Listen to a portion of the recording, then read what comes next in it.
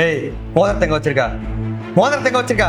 ஐயா இன்னையா மோதிரம்? நான் எதுவும் எடுக்கலையா. ஏய் போய் சொல்லாத. எத்தனை பேர் இப்படி சுத்துறீங்க? பணக்கார வீட்டுல போய் திருடுறது. இந்த பாரு ஒழுங்கா அன்னைக்கு சொல்லிரு, இல்ல உனக்கு அவ்வளவுதான். ஐயா நான் பார்க்கலையா, சத்தியமா பார்க்கலையா. மறுபடியும் போய் சொல்லிட்டு இருக்கா.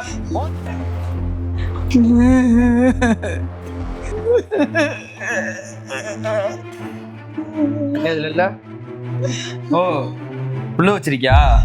ஐயா, வா. ஐயா, ஏய் உட்காரு மதா. எல்லாம் இப்ப பத்தாது. என் ஒய்ஃப் வரட்டும். எல்லாம் ட்ரெஸ்ஸை கழட்டி கொடுத்தாதான் தெரியும். அப்படிலாம் சொல்லாத. சொல்ல மாட்டா?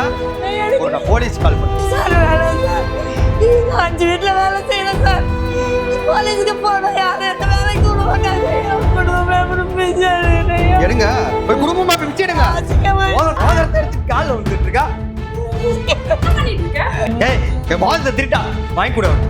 ஒரே பாத்ரூம்ல இருக்கு, குளிக்கும் போது கழட்டி வச்சுட்டு வந்திருக்கேன். நான் தான் எடுத்து வச்சேன். எங்கேயுமே தேடாம இவங்க தான் எடுத்தாங்க. நீ எப்படி முடிவு பண்ணலாம்? பாவம், இவங்கள போட்டு அவ்வளவு டார்ச்சர் பண்ணி வச்சிருக்கேன்.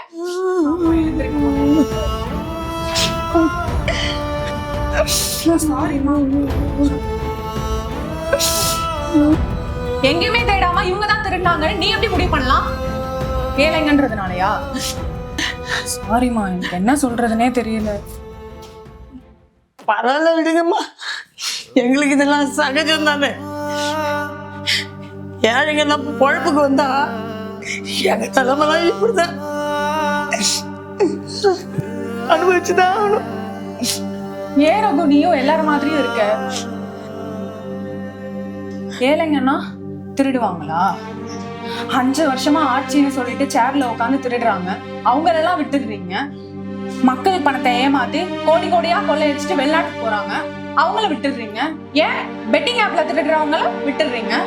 இவங்கள பார்த்தா திருடங்க மாத்து தெரியுதா? எங்ககிட்ட காசு இல்லதான், அதுக்குன்னு திருடணும்னு அவசியம் இல்லைம்மா.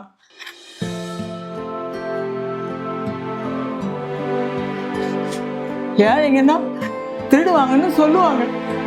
அது என்னமோ எனக்கு தெரியாது. எனக்கு தெரிஞ்சு முக்கால்வாசி பணக்காரங்க தான் திருடங்களா இருக்கிறாங்க. எங்களுக்கு வயிற்று பழப்பு நடத்தி தான் பழக்கம். யார் வயிற்றுலயும் அடிச்சு பழக்கம்ல. ரகு, அவங்க கிட்ட சாரி கேளு. மா மன்னிச்சிருங்கம்மா, தெரியாம சொல்லிட்டேன்.